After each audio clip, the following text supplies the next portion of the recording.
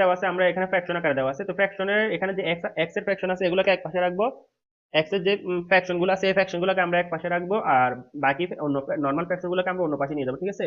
তো দেখো আমরা এখানে যেটা করতেছি, আমি যেটা করতেছি এখানে দেওয়া আছে কত, 5x ডিভাইড বাই 7, আর এদিকে আছে x ডিভাইড বাই 5। তাহলে এটা যেহেতু প্লাস আকার আছে, এটা এই পাশে আসলে মাইনাস হয়ে যাবে, মাইনাস x ডিভাইড বাই 5 হয়ে যাবে। এরপর এই পাশে কত আছে, 4 ডিভাইডেড বাই 5, তো এটা এই পাশে চলে যাবে, এবারে চলে গেলে এই যে 2 ডিভাইড বাই 7 যেটা আছে এটার সাথে এটা মাইনাস হয়ে যাবে, ঠিক আছে।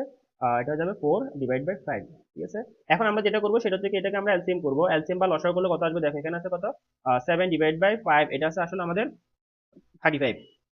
আর এখানে তাহলে 35 থাকলে 5 এর সাথে 5 মাল্টিপ্লাই করলে এটা হবে 25, আর এখানে সাথে সাথে 7 এক মাল্টিপ্লাই করলে এটা হবে -7। এরপর এদিকে কত থাকবে দেখো, এখানে এলসিএম করলে আমরা 7 এবং 5 এর এলসিএম বা লসাগু করলে আমরা পাবো কত, 35। এরপর আর উপরে পাবো কত দেখো, 5, 5 দুগুণা 10 10, আর নিচে পাবো আমরা কত, 7, 7 7 28, ঠিক আছে। তো এখন দেখো, আচ্ছা এখানে এটাতে এক্স হবে, এটা এক্স হবে, এখানে এটা এক্স হবে, ভেরিয়েবলটা এখানে অবশ্যই আমরা বসাবো।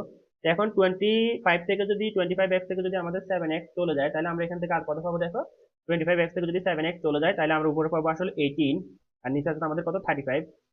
এরপর এখানে কত হবে দেখো, এখানে নিচে 35টা থেকে যাবে। এখন দেখো এখানে 28 থেকে যদি 10 চলে যায় তাহলে এটা হবে 18, ঠিক আছে, বা 18। কিন্তু এখানে বড় সংখ্যা অর্থাৎ 28 এর আগে মাইনাস আছে, তো যেহেতু বড় সংখ্যার আগে মাইনাস আছে তাহলে 18 এর আগে আমরা কি করবো, মাইনাসটা বসিয়ে দিব। তো এখন দেখো আমরা এখানে এখানে এক্স হবে না। তো এখন দেখো এক্সটাকে যদি আমরা এই পাশে রেখে দিয়ে বাকিগুলো যদি ওই পাশে ফাটিয়ে দিই তাহলে কি হবে, যেটা লবে আছে ওটা হরে চলে যাবে, হরেরটা লবে চলে যাবে, ঠিক আছে। তার আগে আমাদের এখানে ডান পাশে যেটা সেটা লিখে দিব, লিখে রাখবো, লিখবো আমরা। এখানে আছে -18 আর নিচে আছে কত আমাদের 35, ওকে ফাইন।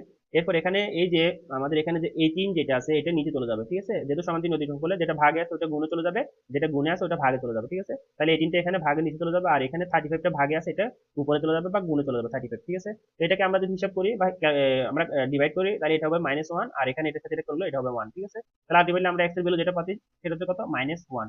তো এটা হচ্ছে কি আমাদের সেই কাঙ্ক্ষিত আনসার বা সমাধান।